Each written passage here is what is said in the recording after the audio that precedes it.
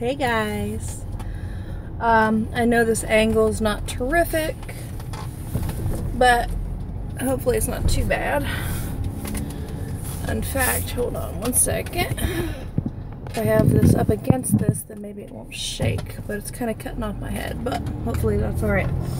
All right, it is Monday. I made a vlog the Friday before last, but I had to split it up into two pieces, and then I could not figure out how to merge it on my phone, and I just did not get around to merging it, so I guess we are totally skipping that one, and sorry about that. We are off vacation. We are back on routine. First day of the new week, and eyebrows are on fleek. Yeah, I plucked my eyebrows this weekend, so they were getting really bad. Anywho, Brian's been on leave for the past 2.5 weeks, and between the recovery from the back injury and the vacation, I think since like the 19th of June, which I think is about 5 weeks now, I've probably been to the gym less than a handful of times. But like I said, stop. Like I said, hopefully that's come to an end. There are some very ominous clouds looming around here. For real.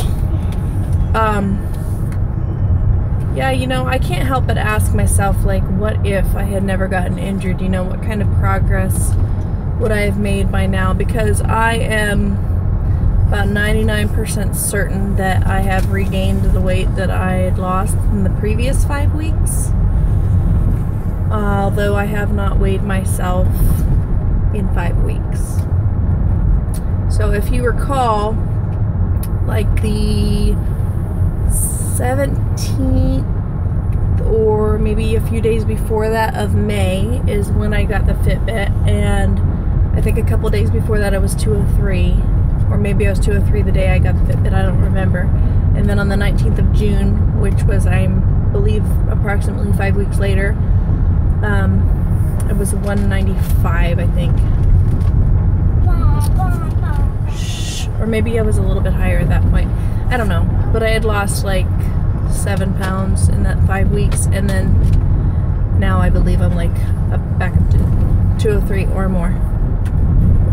So I can't help but ask myself, like, where would I be now?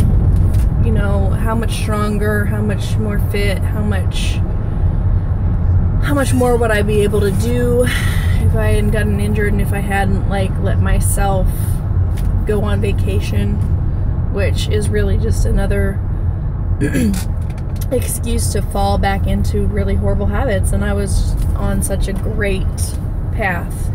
So that's hard to deal with that disappointment. But, you know, I can't blame anybody but myself.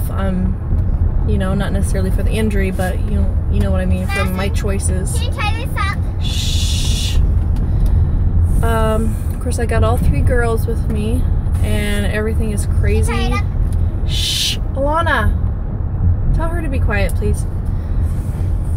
Everything is crazy as usual. I've been trying to of kind of my CBT exercises, my cognitive behavioral therapy exercises, which are mostly recognizing distorted thinking, negative thoughts, and kind of challenging those thoughts and replacing them with more realistic or positive thoughts. Trying to do meditation when I can. Like this morning, I was trying really hard to keep my patience, which is pretty hard these days. Felt myself getting a little irked, so I excused myself and went to the restroom for a couple minutes, kind of regained my composure, and then went back to it. One of the things that really gets me going is when I am late, when I'm in a hurry, when I don't have time to do what it is that I've set out to do. And I get very stressed and very testy. And like this morning, you know, it's obvious that, you know, we're just getting back to things because it has now been 2 hours since I've been up, and we're just now getting out of the house to go to the gym, and all I pretty much did was get everybody ready and get breakfast, and that's taken us this long. So yeah, but some positive notes are that Lexi's sleeping schedule has evened out, so she's good on her, there went that. She's adjusting to her afternoon nap, so she goes down for a nap at like 12:15ish, and she's been sleeping like for an hour and a half, hour and 45 minutes. And then she hasn't been too fussy on either side of that nap, which is awesome. And then she's been going to bed a little after 7, and we've actually been having to wake her up in the morning, which we never had to do. And I know, why would you wake your child up? But according to BabyWise, which is this system that I've been following since she was a tiny baby, you know, you kind of got to start your day on a consistent time in a half an hour window in order to keep everything else kind of on schedule. So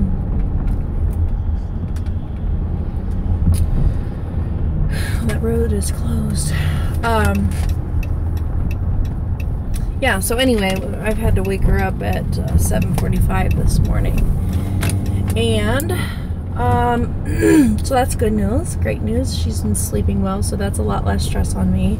I am in the middle of this English 2 class right now, which is, I just cannot wait to be done with school. I mean, I know it's like